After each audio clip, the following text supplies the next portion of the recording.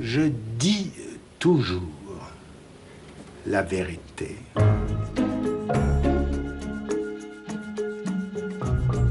Comment était-ce avant que fût repéré l'inconscient? Ben, c'était pareil.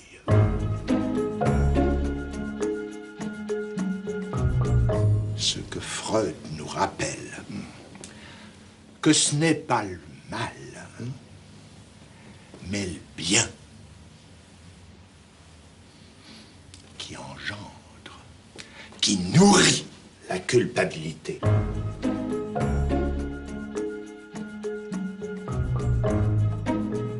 Est-ce que vous connaissez Lacan, que beaucoup dont je suis considèrent comme le plus grand psychanalyste depuis Freud? Moi, en tout cas, c'est ici, à Venise, au début des années 70, que j'ai compris pour la première fois qui il était. Mon frère aîné, Jacques Alain, devenu à 20 ans le plus fidèle de ses élèves, ayant épousé en 1966 sa fille Judith, nous étions partis en vacances avec Lacan en famille. Un jour, arrivant devant une église que nous souhaitions visiter et qui était fermée, celui-ci commença à tambouriner sur la porte jusqu'à ce que le sacristain finisse par descendre. Je ne sais pas ce que Lacan lui murmura à l'oreille, mais le sacristain ouvrit aussitôt son église et mit un point d'honneur à nous la faire visiter. Je me suis dit, étonnant ce Lacan. Il est donc capable d'ouvrir des portes qui auraient toutes les raisons du monde de rester fermées. Il faut dire qu'à l'époque, je ne savais pas grand-chose de Lacan.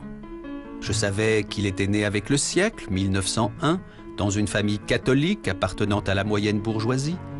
Je savais qu'il était psychiatre de formation et que sa thèse de psychiatrie avait fait sensation en 1932, suscitant notamment la curiosité des surréalistes. Je savais enfin qu'il était de tous les psychanalystes le plus original et que son enseignement, dont je n'avais qu'une très vague idée, attirait du coup chaque semaine d'innombrables auditeurs.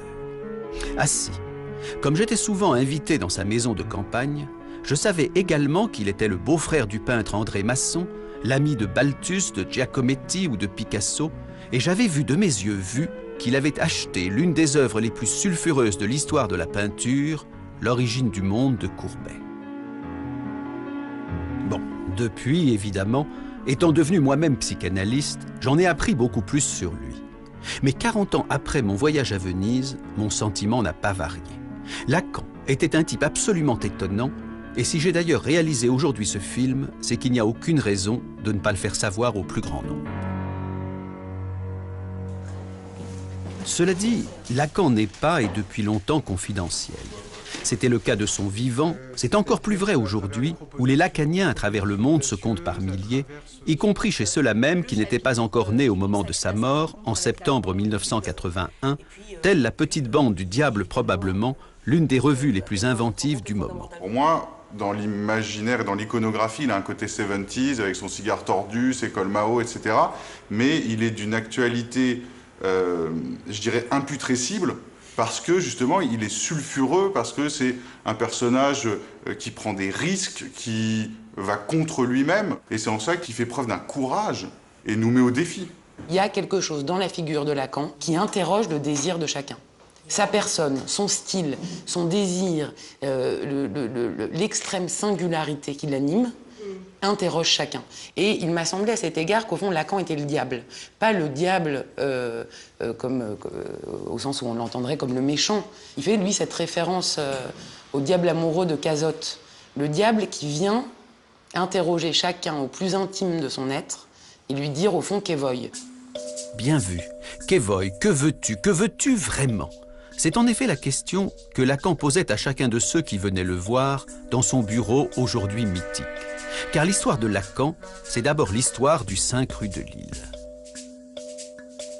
C'est le bureau de Jacques Lacan.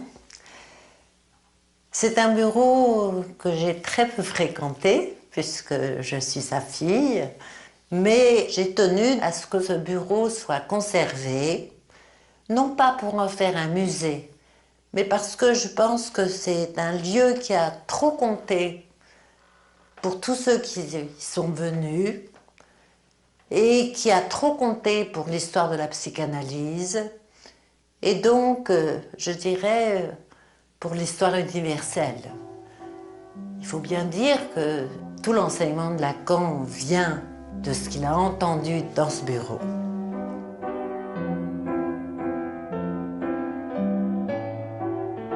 Juste après la guerre, on vivait tous ici. Ma sœur dormait sur le divan parce qu'on était très nombreux dans la maison.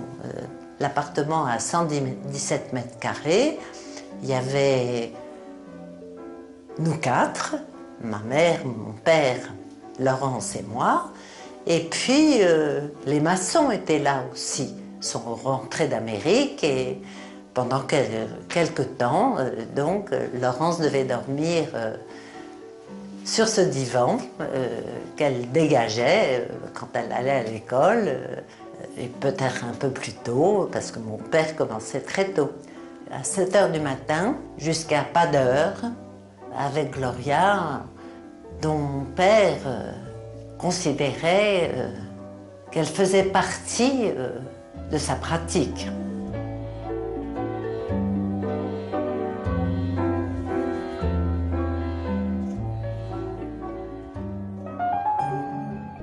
Les patients de Lacan, ces analysants qui ont fréquenté ce bureau, il y en a beaucoup qui peuvent encore témoigner. Et pour ce film, j'en ai rencontré plus d'une dizaine. Je me suis dit qu'ils avaient vu Lacan de près, pendant des années, parfois tous les jours, et que le portrait qu'ils en feront sera subjectif, bien sûr, mais authentique. Eh bien, s'il y a au moins une chose que j'ai pu conclure après les avoir écoutés, moi qui n'ai pas fait d'analyse avec lui, c'est que Lacan ne ressemblait pas, mais alors pas du tout, à un fonctionnaire de l'inconscient. Je ne savais pas quoi faire de moi dans l'existence. Panne, alors que, au contraire, s'ouvrait un éventail de possibilités variées, très contradictoires. Justement, ce qui manquait, c'était le désir pour unifier toutes ces contradictions. Je me suis dit, il faut que j'aille voir Lacan. Mais alors, autour de moi, on disait, mais c'est pas possible, il y a des files d'attente invraisemblables, de toute façon, il ne va pas te prendre. Je l'ai appelé et j'ai demandé à lui parler. Il m'a répondu. Je ne pensais pas que je pouvais comme ça lui parler aussi immédiatement. Je lui ai demandé un rendez-vous. Je lui ai dit, écoutez, docteur Lacan, je voudrais vous voir. Et il m'a dit, venez demain à 17 h. Voilà. Au départ, je voulais faire une analyse avec Anna Freud, donc je me suis mise à apprendre l'anglais. Parce que je connaissais que ça, je connaissais Freud et Anna Freud. Voilà. Et puis finalement, j'ai abandonné l'idée et arrivé à Nanterre, j'ai entendu parler de Jacques Lacan. J'étais persuadée que Lacan avait connu Freud, donc c'était le lien était là, quoi. Le lien à la psychanalyse était là, dans le fait d'avoir connu Freud. Or, en fait, il ne l'a pas connu, il ne l'a même pas rencontré. Qu'est-ce qui vous a frappé chez Lacan la première fois que vous l'avez vu? Ah, une gentillesse extraordinaire. Une attention que je n'avais jamais rencontrée auparavant, quelqu'un d'attentif au-delà du courant, une présence, voilà, une présence attentive. Tous les mots avaient un poids, avaient une importance considérable. Tous les mots qu'il prononçait ou qu'on prononçait soi-même? Que l'on prononçait soi-même, par son écoute. Même quand on parlait de choses tout à fait banales, des choses du quotidien, mais qui venaient là dans les séances, il avait une manière de les écouter en les reprenant, que ça en faisait comme des objets précieux à travailler. Et souvent, on a entendu dire que Lacan s'occupait à toute autre chose. Lacan s'occupait surtout à écouter celui qui lui parlait.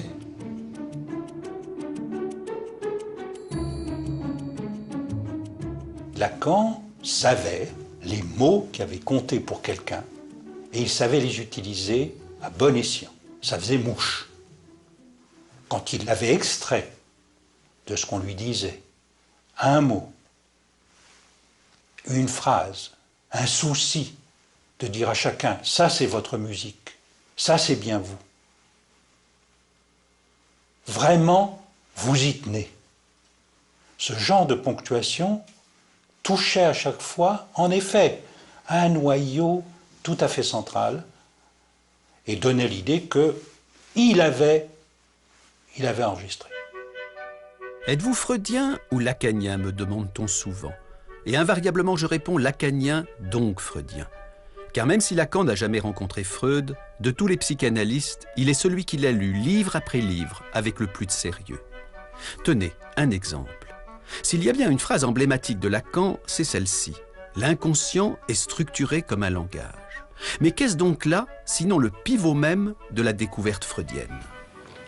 Comment a-t-il fallu Freud pour que simplement il en vienne à lire les rêves, les lapsus, voir les mots d'esprit comme on déchiffre un message chiffré. Allez au texte de Freud, réparti dans 3 livres, qui s'appellent La science des rêves, La psychopathologie de la vie quotidienne, et ce qu'on a traduit le mot d'esprit, le Witz. Vous y lirez.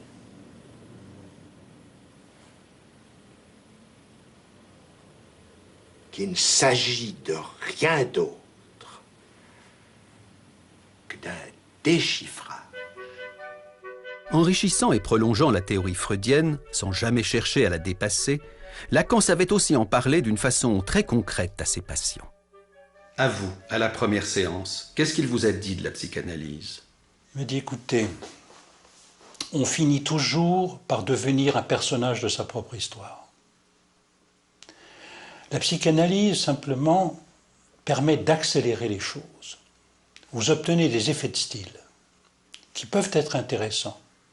C'est la différence entre un long roman et une courte nouvelle. Je pense que la psychanalyse vous intéressera pour ça. Ça m'est resté, y compris le goût pour les courtes nouvelles. Faire une analyse avec Lacan, c'était donc gagner du temps pour vivre plus intensément sa propre vie? Alors ça, c'est incontestable. C'est même ça qui pourrait caractériser, je crois, pour chacun, ce que ça fait d'avoir fait une analyse. Et à tous les niveaux, simplement parce que ce désir qui nous habite, avec lequel on est plus ou moins fâché ou éloigné tant que les symptômes sont un peu trop présents.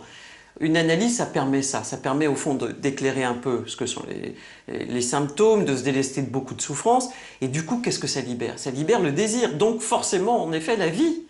Et la vie à tous les niveaux. C'est vrai dans la vie amoureuse, c'est vrai par exemple pour une femme qui déciderait d'avoir des enfants, c'est vrai au niveau du travail. Moi, il se trouve que par exemple, j'ai toujours été une grande travailleuse, mais ça a décuplé mes forces au travail, et avec un bonheur et une envie voilà, qui est là tout le temps. Cela dit, ne racontons pas d'histoire. Faire une analyse avec Lacan n'était pas de tout repos. On s'allongeait sur son divan, mais pas pour s'y relaxer. C'était difficile, Lacan. Il te prenait avec une main, mais il te... Bon, il me vient les noms en italien. Il stratonnava avec l'autre main. Stratonava, ça veut dire quoi? Il te tenait avec une main et avec l'autre, il te secouait comme un prunier. Mais il te tenait avec une main. Et ça, je ne pouvais pas le lâcher. Quand je l'ai rencontré, je savais qu'il allait se passer quelque chose avec lui. Je ne veux pas dire de terrible, mais en tout cas, c'était un grand risque. D'ailleurs, il a fallu que j'aille faire des tours en Italie. Je suis revenue, et puis j'ai craqué. Mais je lui ai dit un jour, je lui ai dit là, je vous aime, mais je vous déteste. Voilà. Il m'a dit, il faut bien commencer par quelque chose. Aujourd'hui, vous êtes marié, vous avez 2 enfants, mais à l'époque de votre analyse, vous étiez prêtre. Qu'est-ce qui s'est donc passé avec Lacan? Il a provoqué une espèce de scission entre un idéal auquel j'étais né et j'avais tenu depuis que j'étais petit. Il faut penser que je suis entré au couvent que j'avais 10 ans et ordonné prêtre à 25. Il a fait une coupure entre cet idéal et ce qui m'était comme passion, comme ma passion. La psychanalyse vous a détaché de l'Église, elle vous a également détaché de Dieu? C'est bizarre, c'est resté la même chose. J'ai douté avant, je doute maintenant. Alors Lacan, il était du côté de la dureté ou de la douceur? Je retiendrai que la dureté était du côté de l'acte, mais que la douceur faisait que l'on continuait son analyse.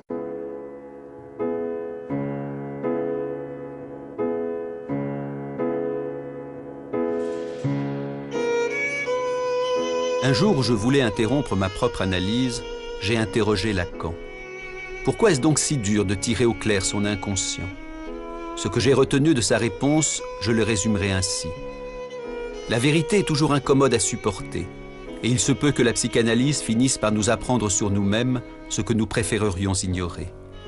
Plus nous nous approchons de la vérité dans notre histoire, plus nous avons envie de lui tourner le dos. C'est pour cela, m'expliqua-t-il, qu'il avait toujours découragé ceux qui venaient à lui simplement pour mieux se connaître. Cela ne suffit pas. Il faut que quelque chose cloche, et handicape, et intrigue pour tenir la rampe au fil des séances. Il faut aspirer à ce que change dans son existence quelque chose de crucial. C'est pour cela aussi que Lacan ne jouait pas au bon apôtre. Mais c'est aussi parce qu'il était du côté de la vérité, et pas des simagrées de la bienveillance, qu'il savait faire preuve d'une humanité qui n'était pas de façade. Je viens d'Allemagne, je suis né en 1938, donc j'ai vécu les années de la guerre avec toutes les horreurs, les angoisses, l'après-guerre, la faim, les mensonges. J'ai toujours voulu partir d'Allemagne à cause de ça. Et dès le début, une des premières séances aussi, j'ai demandé à Lacan, est-ce que je peux guérir de cette souffrance-là? Et en le disant, j'ai compris non, que j'avais eu comme ça une idée, comme cette douleur-là, que je pourrais me l'arracher grâce à l'analyse. Non, il avait une manière de, je sais pas, de me regarder sur moi, qui m'a fait saisir, non, ça, il faudra faire avec toute la vie. Un jour, dans une séance, je parle à Lacan d'un rêve que j'ai fait. Un rêve, et je lui dis, je me réveille tous les matins à 5 heures. Et j'ajoute, c'est à 5 heures que la Gestapo est venue chercher les Juifs dans leur maison. À ce moment, Lacan se lève comme une flèche de son fauteuil, vient vers moi et me fait une caresse extrêmement douce sur la joue. J'ai compris, Gestapo, le geste. Il avait transformé la Gestapo en un geste. Un geste tendre, il faut le dire. Un geste extrêmement tendre. Et cette surprise-là, ça n'a pas diminué la douleur, mais ça en a fait autre chose. La preuve, maintenant, 40 ans après, je le raconte encore, ce geste, je l'ai encore sur la joue. C'est un geste aussi qui un appel à l'humanité, quelque chose comme ça. Il avait une façon d'attraper le symptôme et de l'interpréter qui faisait que, immédiatement, pour ceux qui entendaient, c'était comme un mot d'esprit, c'était comme un Witz, et en tout cas, c'était vivant.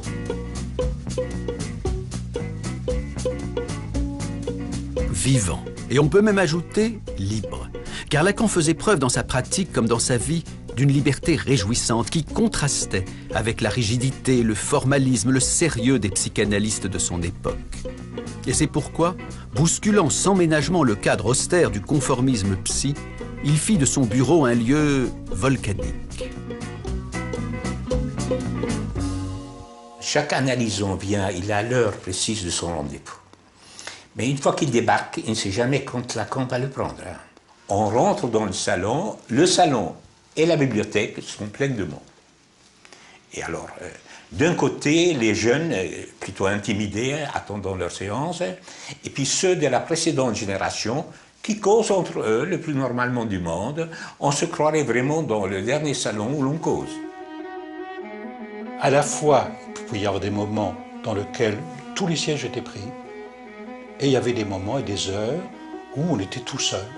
Ce qui n'est pas du tout le même type de procédé que le faisait Freud, qui s'était inventé une technique à sa main, avec au contraire, c'était vraiment une personne dans la salle d'attente, une personne avec lui pendant 1 heure, une personne seule, et limitant au maximum les contacts, etc.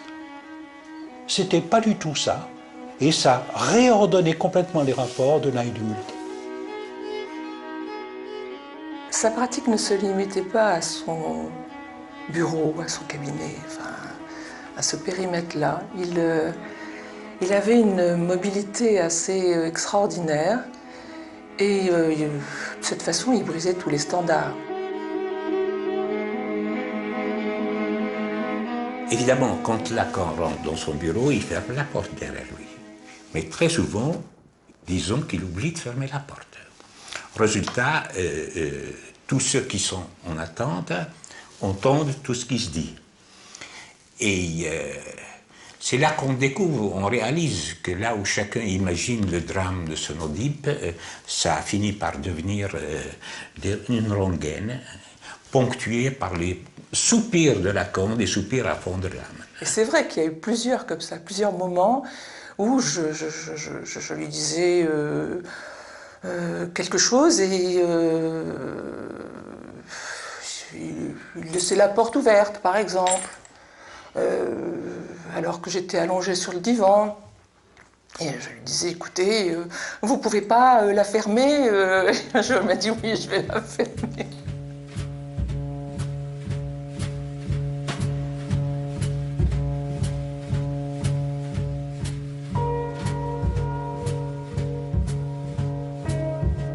Il y a certainement un maniement de l'espace, disons, du privé et du public qui faisait tout de même que chez Lacan se brouillait l'espace privé, l'espace public.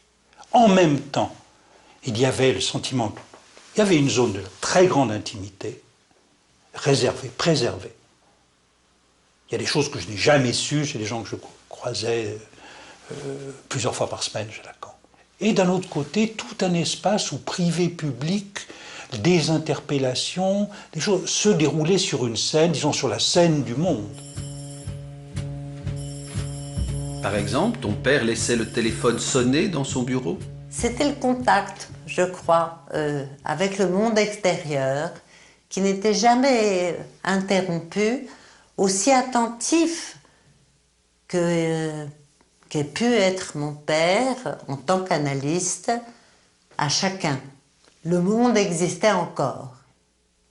C'est un téléphone qui a toujours été par terre. Et une Américaine était venue consulter le docteur Lacan pour sa fille et elle a tenu que ça n'était pas un analyste qu'elle venait voir, précisément parce que le téléphone était par terre et que l'ensemble des pièces qu'elle a pu voir n'était pas analogue à ce qu'elle imaginait d'un appartement d'un grand psychanalyste.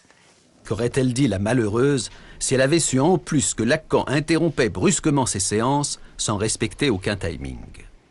Les séances à durée variable, ce sont les seules qui peuvent attraper quelque chose d'un instant d'ouverture de l'inconscient. Quand l'analysant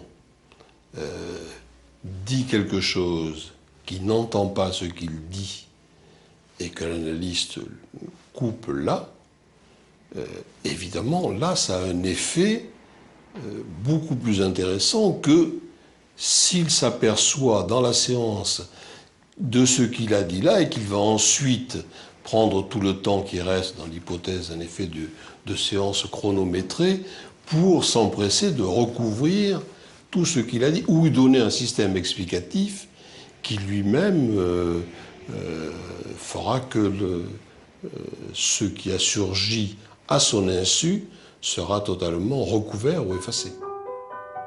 À ces séances beaucoup plus courtes que dans l'orthodoxie freudienne, Lacan ajoutait une autre inconvenance. Il n'avait pas de grille tarifaire et se déterminait au cas par cas. Comment le prix de vos séances a-t-il été fixé? Je lui ai expliqué qu'à l'époque, l'ordre religieux me donner une certaine somme pour un mois. Et il m'a dit, eh bien, vous me donnez cette somme-là chaque séance. Je dois dire que c'était difficile. Au moment de prendre congé,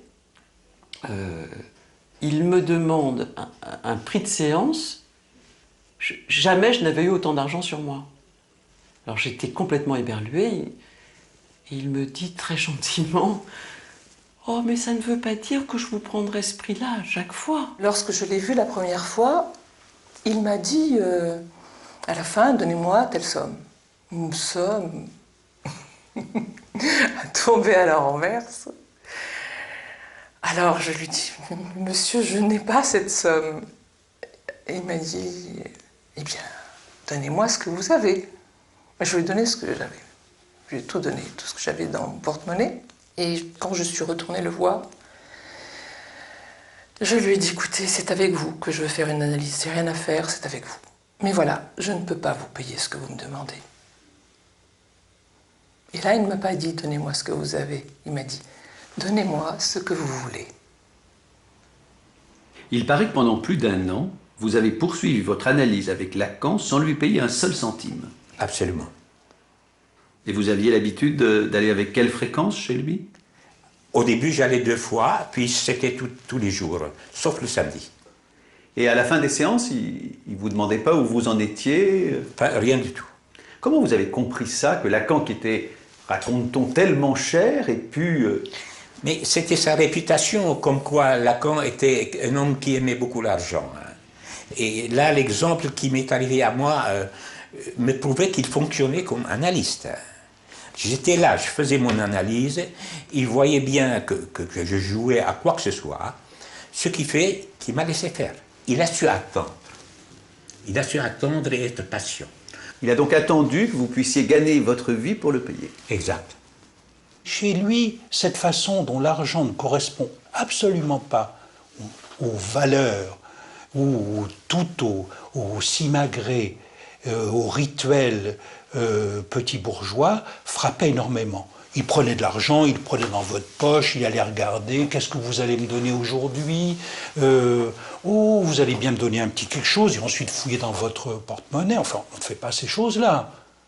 Parce qu'on ne comporte pas comme ça. Ou bien le mettant ensuite dans son tiroir, chez lui, avec des billets qui s'accumulaient, donc visiblement il ne savait pas combien il y en avait. C'était quelqu'un d'autre qui s'en occupait à l'occasion où Gloria venait, prenait ce qu'il y avait dedans. C'était d'autres qui s'en faisaient. Pour lui, l'intérêt majeur, c'est celui de la psychanalyse.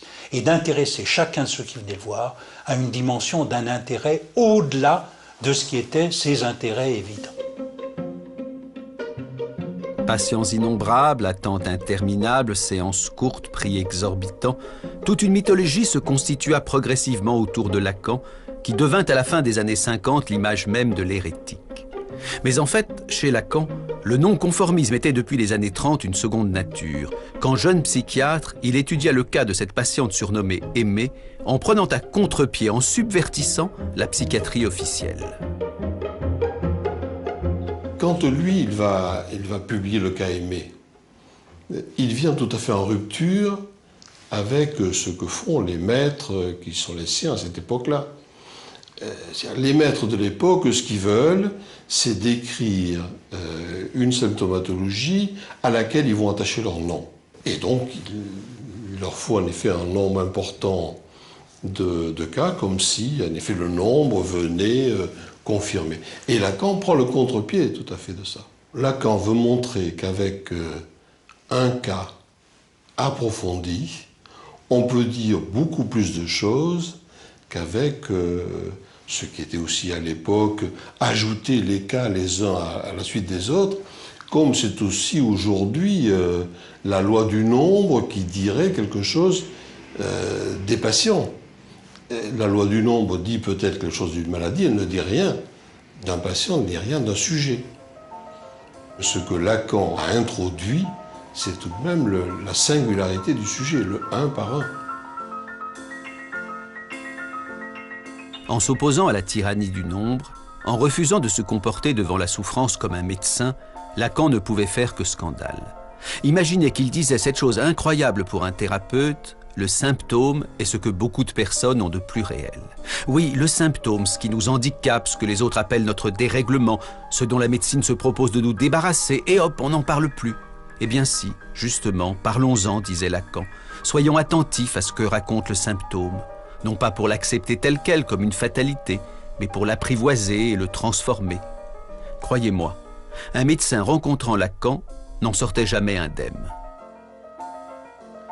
De rencontrer Lacan et de faire une analyse avec lui, est-ce que ça a fondamentalement changé votre regard de médecin? Oui, parce que je suis devenu incapable de pratiquer la médecine. Incontestablement, l'expérience analytique a contribué à me défaire de cette position de savoir et de maître qui était celle qui me convenait très bien quand j'étais un jeune médecin. Je me souviens très bien d'ailleurs comment on m'a enseigné la médecine. Et on me l'a enseigné très bien. Au début, quand je faisais mes premières observations médicales, c'était dans un service de neurologie, on faisait de très très longs examens, la moyenne était d'1 heure, et on apprenait à mettre strictement entre parenthèses tout ce qui était personnel, tout ce qui concernait les petites anecdotes, les petits faits personnels du patient, pour ne retenir que ce qui était strictement objectivable, mesurable, vérifiable. Et ça a été un apprentissage qui s'est fait au fur et à mesure. Et c'est toute cette part singulière, personnelle, individuelle, qui s'est trouvée révélée le jour où j'ai pénétré dans le cabinet du docteur Lacan. Freud avait découvert la psychanalyse en étudiant l'hystérie, c'est-à-dire la névrose. Lacan, lui, savait la dette qu'il devait à la psychose, à la folie. Et c'est pour ça que toute sa vie, ce qu'on ignore souvent, il a continué à se rendre régulièrement à l'hôpital psychiatrique, notamment pour s'y entretenir avec des patients internés, dans le cadre de ce qu'on appelait sa présentation de malade, où il ne manquait jamais de surprendre les jeunes médecins qui l'accueillaient. Alors, j'ai retrouvé quelques notes griffonnées à l'époque, et au fond, c'était... je l'ai accueilli lors de sa venue à la présentation. Habituellement, c'était pas l'interne qui l'accueillait, mais ce jour-là, on m'avait demandé de le faire. Et je ne l'avais jamais rencontré personnellement. Et au fond, ça a été une surprise immédiate. Parce qu'il est arrivé, en montant le perron qui menait au bâtiment où se déroulait la présentation, en me faisant un sourire immense, plus immense que son visage, et comme s'il retrouvait une vieille connaissance très chère. Et je dois dire que c'était vraiment tout à fait surprenant. Et j'avais noté suavement galant, doucereusement agréable, outrageusement courtois, abusivement souriant, terriblement cinglant et malicieusement perçant toujours. Mais c'est ce même homme qui, quelques instants plus tard, devant le malade qu'on lui présentait, changeait du tout au tout, faisant entrer dans l'asile rien de moins que l'écoute psychanalytique. Pour lui, c'était un moment tout à fait important. Un moment, au fond, où il se laissait enseigner par la personne qu'on lui présentait. Donc, et il voulait enseigner aussi l'auditoire. Donc il était extraordinairement attentif à laisser se déployer la parole dans sa singularité, dégagée de tout syndrome morbide, comme on dit. La perspective de sa présentation était une position subversive par rapport à la tradition des présentations de malades, des médecins ou des psychiatres, où au fond on tentait plutôt de démontrer que telle personne entrait dans tel cadre clinique déjà préétabli, alors que Lacan voulait au contraire entendre tout le sel d'une expérience singulière. Hélas, la subversion n'est pas souvent bien vue. Et si les collègues de Lacan, psychiatres ou non, aimaient l'écouter et admiraient son incontestable talent d'orateur, ils ne l'en exclurent pas moins brutalement de leur rang et le traitèrent comme un dissident. Fort heureusement, cela fut l'occasion pour Lacan d'un nouveau départ à Normal Sup, avec à la clé la création de sa propre école de psychanalyse. Lacan avait été expulsé des écoles dans lesquelles il se trouvait auparavant. Il se retrouvait, comme il le disait lui-même, excommunié et par l'intermédiaire d'Althusser, il avait pu trouver asile à l'école normale, dans la salle de théâtre de l'école normale. Et du coup, parce qu'il avait été exclu, Lacan trouva un public beaucoup plus large que celui qu'il avait eu jusqu'alors, sidérant littéralement les plus brillants des jeunes intellectuels du moment, qui n'étaient pourtant pas en manque de maîtres. Nous pouvions à la fois entendre, discuter avec Michel Foucault, qui venait de publier l'Histoire de la folie. Il y avait à côté Roland Barthes, qui enseignait à l'école des hautes études, Georges Dumézil, qui, du côté de l'histoire des religions, nous apprenait à découvrir les vertus du structuralisme dans un champ tout différent de celui où il s'était imposé d'abord, c'est-à-dire dans la linguistique saussurienne. Il y avait Lévi-Strauss au Collège de France. Derrida est devenu répétiteur doublant en même temps Althusser. J'oubliais évidemment celui qui était le maître de Michel Foucault et que admirait aussi beaucoup Jacques Lacan, Georges Canguilhem. La première fois que j'ai vu Lacan, si on peut dire, je l'ai en même temps entendu et il faisait l'un des séminaires les plus brillants qu'il ait fait. Et c'est un des textes les plus forts, les plus retentissants, les plus inouïs. Et donc, on regardait ça. Je dois dire que nous n'avions pas tout à fait l'habitude, même en philosophie, d'avoir des choses aussi denses, aussi souveraines et aussi brillantes. Ça m'a paru une insolence extraordinaire. Parler comme il écrivait. Ça me paraissait d'une insolence extraordinaire, au double sens d'insolence, c'est-à-dire à la fois insolent au sens classique et puis inhabituel.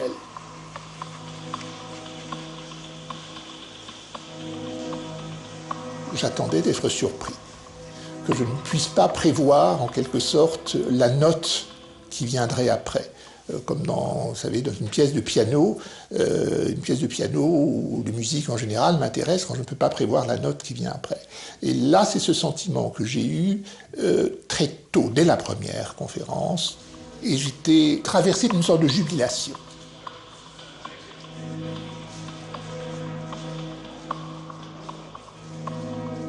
Il n'y a pas de rapport sexuel, les noms du père, la femme n'existent pas.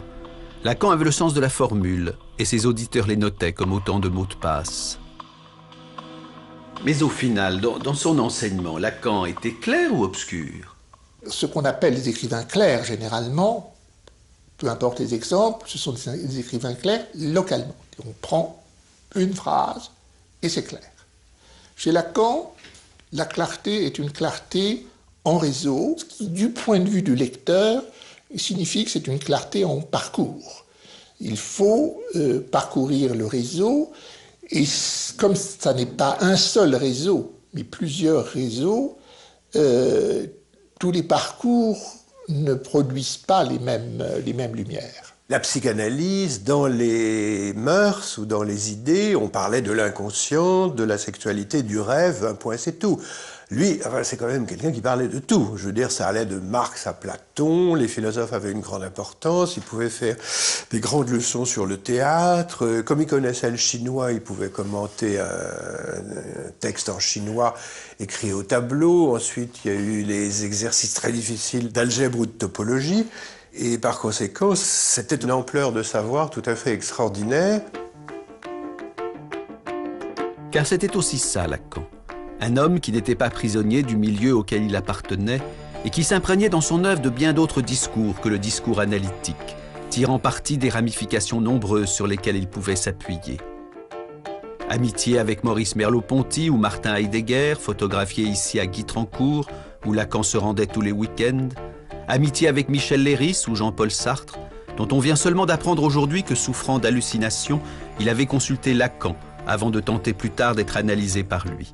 Amitié aussi avec les artistes, à commencer par les acteurs de théâtre. Il allait au théâtre, il avait fait sur le théâtre un grand nombre de séminaires formidables, ça allait de Sophocle à Claudel, à Genet, etc. Il avait épousé une actrice que nous connaissions bien. J'ai très bien connu Sylvia Bataille, elle venait voir les spectacles. J'ai travaillé avec Chéreau à ce moment-là, elle venait tout voir à Lyon-Villeurbanne. Maman était effectivement actrice de cinéma et qu'elle était absolument adulée par énormément de monde au moment où mon père l'a connue. C'était certainement quelque chose qui apprenait beaucoup de choses à mon père que d'entendre ma mère parler de ce que c'est qu'être acteur. Les années 60 ponctuent un moment crucial dans la vie de Lacan. C'est là que son cours, son séminaire, commencé avec une vingtaine de personnes dans son appartement, prend à Normal Sup toute son ampleur. Désormais, il est clair que tout le monde peut venir écouter ce que Lacan veut transmettre. Cet auditoire était extrêmement bigarré. Se retrouvaient à la fois là des psychiatres, des mathématiciens, des historiens, des sociologues, des philosophes, des économistes, enfin des gens venant d'horizons extrêmement divers que Lacan avait pêchés. Il les avait entraînés dans quelque chose qui était un rendez-vous générationnel, mais d'une génération qui défie la chronologie. On ne savait pas ce qu'on allait trouver ce jour-là quand on venait au cours de Lacan. On ne savait pas ce qu'on allait entendre. Et d'ailleurs, à la sortie, chacun avait entendu des choses extrêmement diverses. Chacun était persuadé d'ailleurs que Lacan lui avait dit quelque chose à lui de particulier dans le séminaire, quelque chose avait vibré, enfin c'était très drôle. Le débriefing du séminaire qui avait lieu au bistrot après permettait de voir que justement Lacan se situait dans un registre de la langue, dans l'équivoque, qui faisait que ça résonnait pour chacun de façon extrêmement particulière.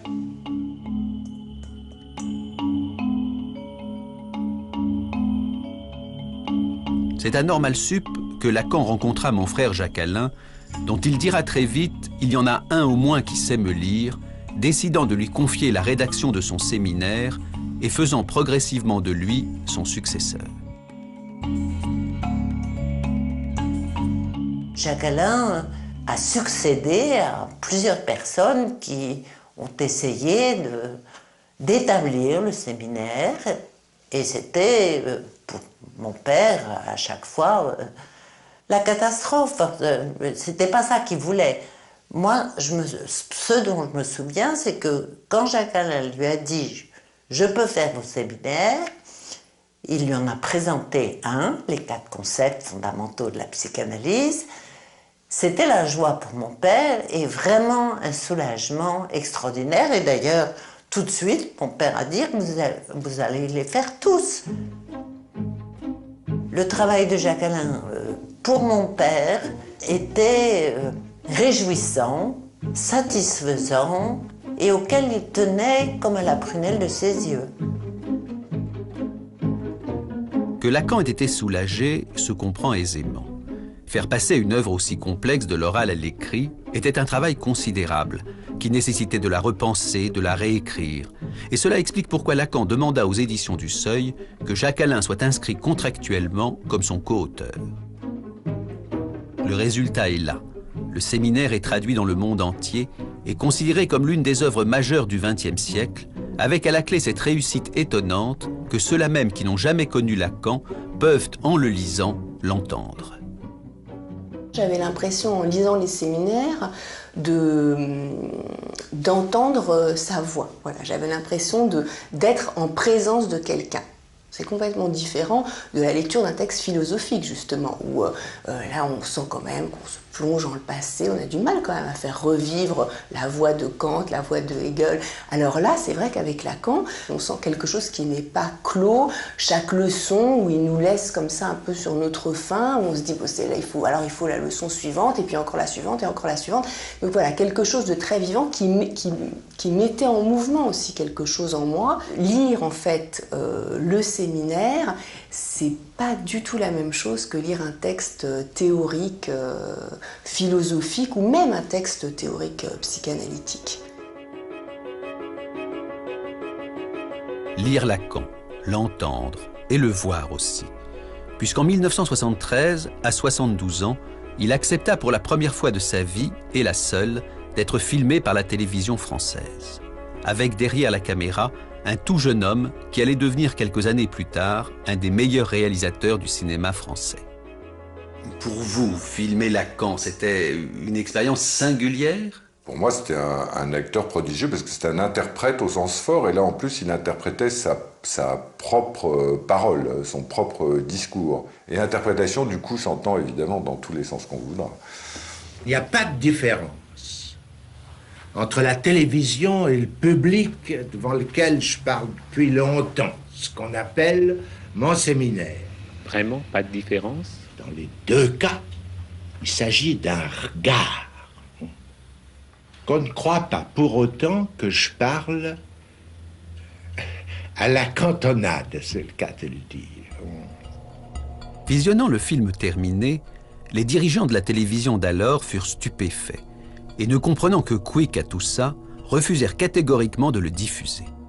Je suppose que n'importe qui de sensé aurait accepté le verdict en pestant.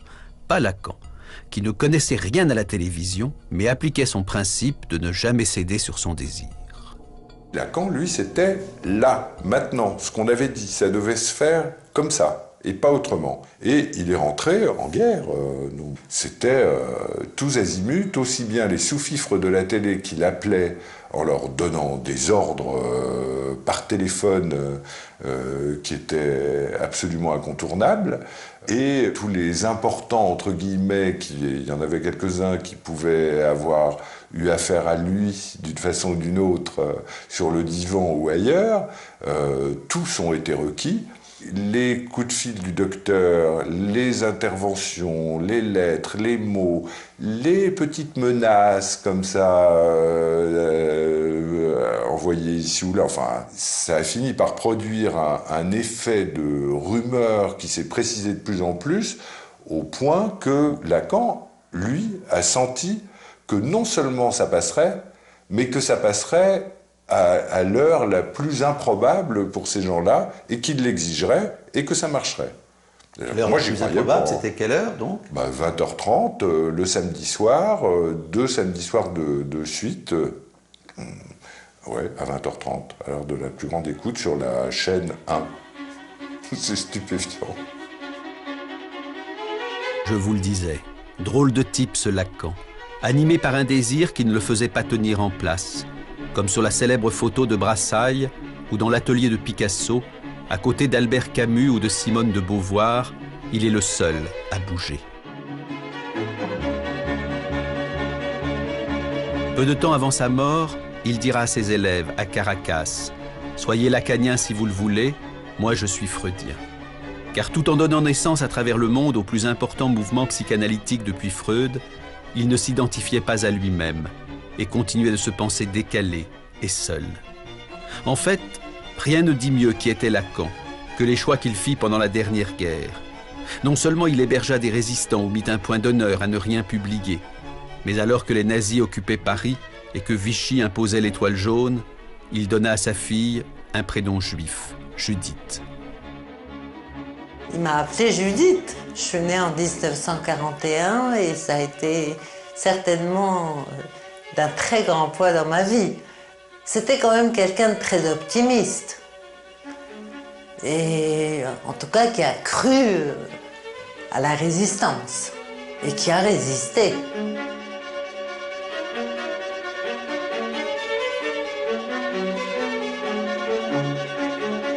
Venise, printemps 2011, 30 ans après la mort de Lacan. Freud lui aussi aimait bien cette ville. Il disait « Les pierres parlent ». En me promenant sur le Grand Canal, ce film presque terminé, et cherchant dans ma mémoire d'autres images de Lacan, je me suis demandé pourquoi nous a-t-il si peu parlé de lui pendant toutes les années où nous l'avons côtoyé? Pourquoi nous a-t-il raconté aussi peu de souvenirs? Et arrivé à Paris, je suis allé voir mon frère Jacques-Alain, grâce à qui, après tout, j'avais connu Lacan et Judith et la rue de Lille et la psychanalyse. Quand je l'ai connu, toi un peu plus tard, c'était un homme qui approchait des 70 ans. Donc il y avait... il était en rapport avec... Nous l'avons connu en rapport avec la fin de sa vie. Et décidé à vivre jusqu'à la dernière seconde. Je n'ai jamais rencontré personne qui ait eu moins de nostalgie que Lacan, et il ne racontait jamais un souvenir. Il parlait même quasiment jamais du passé. Je l'ai connu en janvier 1964, il avait eu des déboires historiques avec ses collègues dans les 3 mois qui avaient précédé, et il m'en a jamais décroché une sur cette période. Des 16 années où je l'ai connu, j'ai dû lui poser 3 ou 4 questions sur sa vie passée auxquelles il a répondu. Pour le reste, c'était sans intérêt pour lui. Il était dans le moment présent et une petite anticipation. Il ne se préoccupait donc pas de la postérité? Les gens, pour lui, ça n'existait qu'un par un. Et c'est d'ailleurs pour ça qu'il a été si réticent pendant 20 ans à publier son séminaire. Il voulait avoir les gens devant lui, voir comment ils réagissaient, ce qu'ils allaient lui dire après, dialoguer avec eux. Et l'idée de s'adresser à la masse, au monde, voire à la postérité, ça lui était parfaitement étranger. La postérité, c'est une abstraction. Et c'était une abstraction pour Lacan. J'aurais pu m'en souvenir, mais je préfère le lire. Bon, parce que c'est dans l'esprit de Lacan, c'est un petit poème de Raymond Queneau, qui est tout à fait... Lacan le cite souvent, Queneau, et c'est tout à fait dans le même esprit. Ce soir, si j'écrivais un poème pour la postérité, Fichtre, la belle idée, je me sens sûr de moi, j'y vais, et à la postérité, j'ai dit merde, et remerde, et re-remerde. Drôlement feinté la postérité qui attendait son poème. Ah, mais... Bon. Eh bien, ça c'est lacanien.